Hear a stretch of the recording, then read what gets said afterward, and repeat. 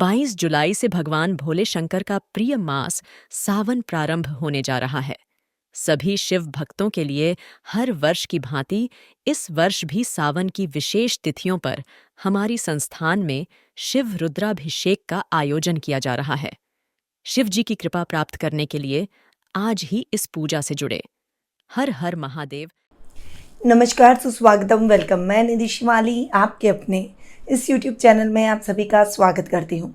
आज मैं आपके सामने सूर्य के राशि परिवर्तन की जानकारी लेकर उपस्थित हुई हूँ। सूर्य वर्तमान में अपनी सम राशि मिथुन में विराजमान है और 16 जुलाई को अपनी सम राशि कर्क में प्रवेश करेंगे।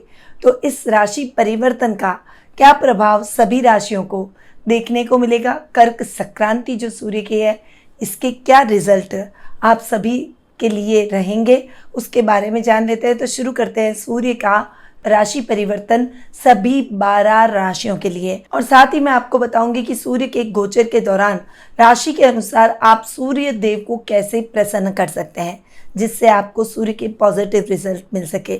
तो इन उपायों को जानने के लिए और सूर्य के राशि परिवर्तन के बारे में जानने के लिए आप वीडियो के अंत तक मेरे साथ बने रह सकते हैं। शुरुआत करते हैं प्रथम राशि यानी मेष राशि से।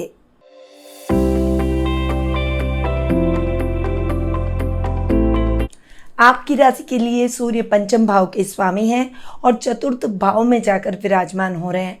सूर्य का अपने से 12वां जाकर बैठना मेडिकल के स्टूडेंट्स के लिए कुछ चुनौतियां लेकर आ सकता है। वहीं आर्थिक स्थिति थोड़ी सी फ्लक्चुएशन से भरी रहेगी क्योंकि सूर्य जहां बैठते हैं उस घर को चलाते हैं।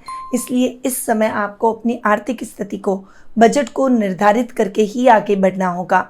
इस समय संतान के ऊपर आपको ज़्यादा ध्यान देने की आवश्यकता है क्योंकि आपके मार्गदर्शन से ही वह सही रास्ते पर आगे बढ़ेगी, वरना उसके भ्रमित होने के चांसेस ज़्यादा बन रहे हैं। इस समय आप कोई भी कार्य करेंगे उसमें थोड़े से एफर्ट्स आपको ज़्यादा डालने होंगे। पीले पुष्प, हल्दी, तिल जल में मिलाकर सूर्य देव को अर्घ दें। कार्य क्षेत्र में इससे आपको उच्च पद की प्राप्ति होगी। अब आते हैं वृषभ राशि पर।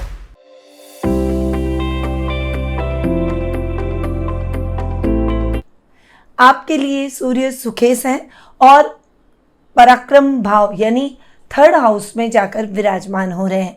सूर्य का अपने से 12वां जाकर थर्ड हाउस में बैठना आपके त्रिक स्थान को तो ठीक करेगा, आपके शत्रुओं की संख्या को कम करेगा।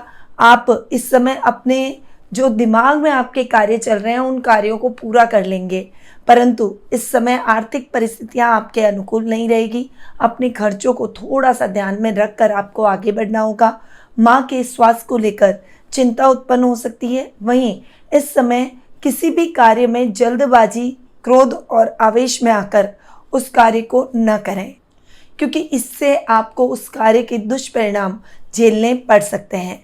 सफ़ेद चंदन, सफ़ेद पुष्प और दूध को जल में मिलाकर सूर्य देव को अर्घ देना चाहिए। अब आते हैं मिथुन राशि पर।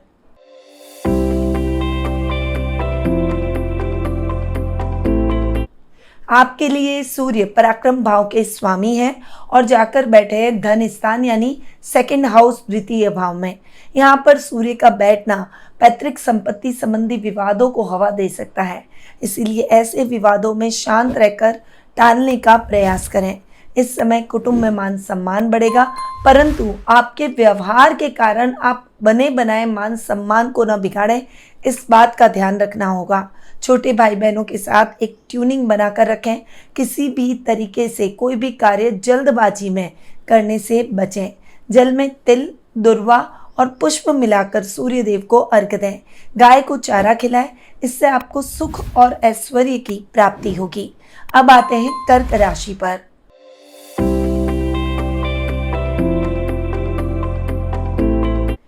आपकी राशि के लिए सूर्य द्वितीय यानी धन स्थान के स्वामी हैं और आपकी राशि में जाकर यानी लग्न में जाकर विराजमान हो रहे हैं। सूर्य का लग्न में जाकर बैठना थोड़ा सा आपको अग्रेसिव बना सकता है, अहंकारी बना सकता है यानी इगोइस्टिक बना सकता है। इस समय अगर आप इन दोनों विकारों को अपने जीवन पर, अपने व्यक्तित्व पर हावी नहीं होने देंगे तो आपको बहुत पॉजिटिव रिजल्ट मिलेंगे। इस समय सामाजिक मान सम्मान में बढ़ोतरी होगी। रोजमर्रा का लाभ आपने जितनी मेहनत की है उतना जरूर आपको मिलेगा। कुटुंब में मान सम्मान भी आप प्राप्त करेंगे। जल में दूध, चावल, तिल मिलाकर सूर्य देव को अर्घ्य दें। इससे ग्रह कलेश, संघर्ष और व्यवधान में कमी आएगी। अब आते हैं सिंह राशि पर।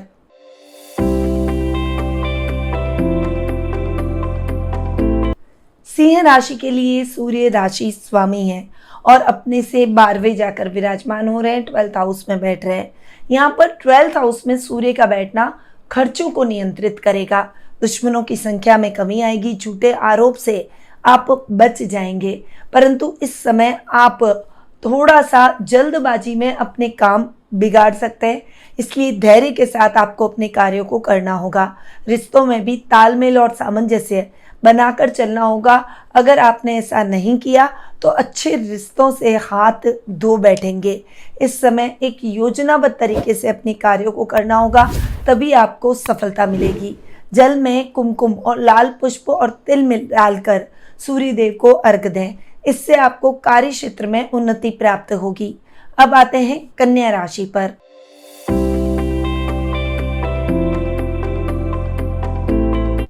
आपकी राशि के लिए सूर्य आपके 12th हाउस यानी खर्च भाव के स्वामी हैं और अपने से 12वें यानी 11वें स्थान में जाकर लाभ भाव में जाकर बैठे हैं। लाभ भाव में सूर्य का बैठना लाभ की स्थितियों को बढ़ाएगा, सामाजिक मान सम्मान को बढ़ाएगा। इस समय आपको समाज में सम्मानित किया जा सकता है। कहीं किसी कार्यक्रम में चीफ गेस्ट बनाकर भी बुलाया जा सकता है, परंतु इस समय आपको अपने खर्चों को सोच समझ कर निर्वहन करना होगा। कोई भी नई योजना पर कार्य करने से पहले पुराने कार्यों को पूर्ण कर लें और इस योजना के पूरी रूपरेखा बनाकर अगर आप काम करेंगे तभी आप सक्सेसफुल होंगे। तिल, दुर्वा, पुष्प डालकर सूर्य देव को अर्घ्य दें। इससे आपको शुभ समाचारों की प्राप्ति होगी। अब आते हैं तुला राशि पर।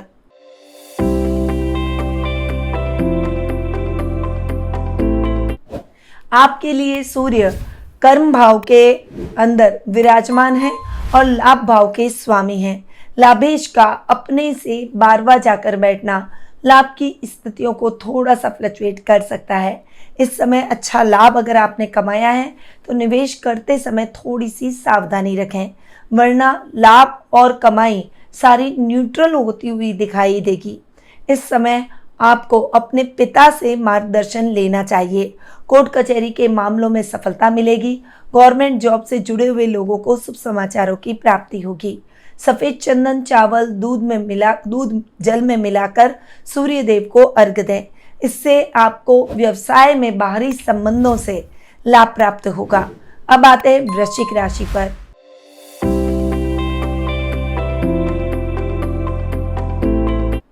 सूर्य आपके 10th हाउस यानी कर्म भाव के स्वामी हैं और अपने से 12वें यानी नवम भाव में जाकर विराजमान हो रहे हैं।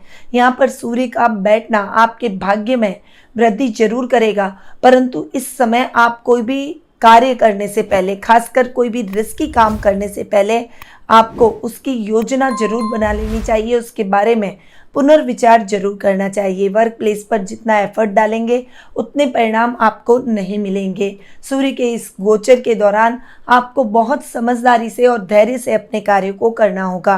विद्यार्थी वर्ग को अथक प्रयासों की आवश्यकता रहेगी। कुमकुम, लाल पुष्प और तिल जल में मिलाकर सूर्य देव को अर्घ्य दें। विदेश यात्रा के योग बनेंगे। अब आते हैं धनु राशि पर।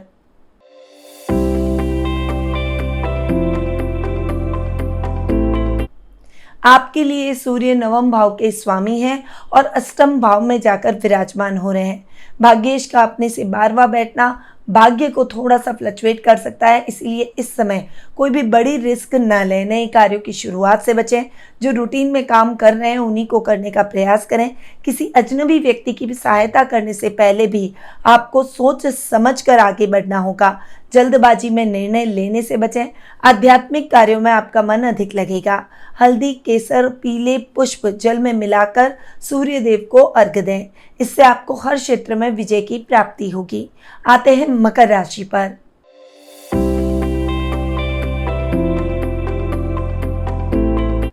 आपके लिए सूर्य अष्टम भाव के स्वामी हैं और सप्तम भाव में जाकर बैठ रहे हैं। यहाँ पर दाम्पत्य जीवन में थोड़ा सा फ्लक्चुएशन झेलना पड़ सकता है। किसी बात को लेकर मिसअंडरस्टैंडिंग हो सकती है। झगड़े को बढ़ावा न दें। इस समय यात्राएं करते समय सावधानी रखें। अपने सामान का विशेष रूप से ध्यान रखें। लंबी दूरी की यात्रा में खुद ड्राइव करके बिल्कुल भी न जाएं। गुप्त शत्रुओं से सावधान रहें। इस समय रिस्की कार्यों में इन्वेस्टमेंट करने से भी बचें। काले नीले पुष्प तिल जल में डालकर सूर्य देव को अर्घ दें और गरीबों को भोजन करवाएं। इससे आपको अपने अधिकार प्राप्त होंगे। अब आते हैं कुंभ राशि पर।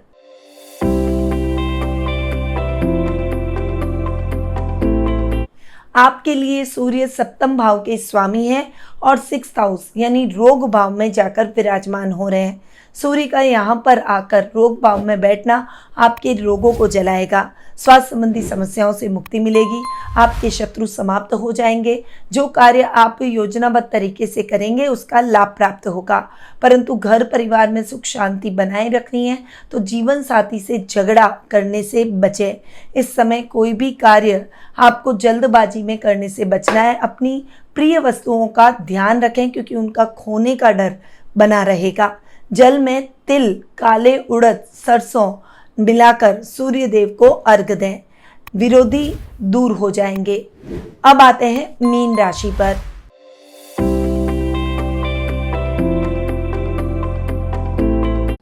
आपके लिए सूर्य रोग भाव के स्वामी हैं और अपने से 12वें यानी 5th हाउस में जाकर विराजमान हो रहे हैं।